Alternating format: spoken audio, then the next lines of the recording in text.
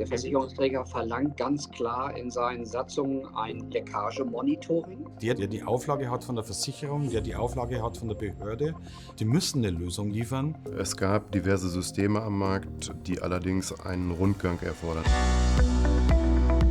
We are pioneers at heart for the good of generations. Und Loctite Pulse ist genau hier ein wichtiges Element. Die Chemie intelligent machen eröffnet ganz neue Felder der Wertschöpfung.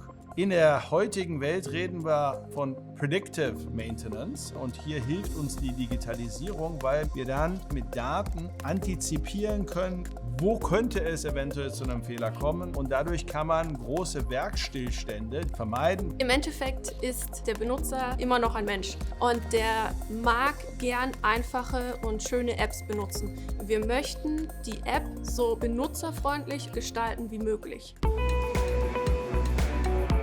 Umfangreiche Tests bei uns im Haus und bei unseren Kunden lieferten uns zuverlässige Ergebnisse über den Einsatz unserer Sensoren in der Praxis.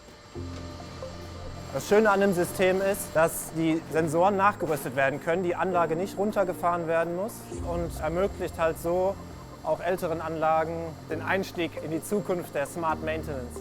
Ich habe an Ort und Stelle einen Überblick über den Zustand der Anlage letzten Endes. Das ist der Charme des ganzen Projektes. Wir haben eine smarte Lösung gefunden. Wir werden nicht nur einmal testen, ein Rohr, ein Flansch, ein Ventil, wir testen permanent. Also für uns ist es extrem beruhigend, dass wir so ein System installiert haben. Ich kann dadurch deutlich ruhiger schlafen. Ich bin gespannt auf die Zukunft, wie uns dieses System weiter nach vorne bringt.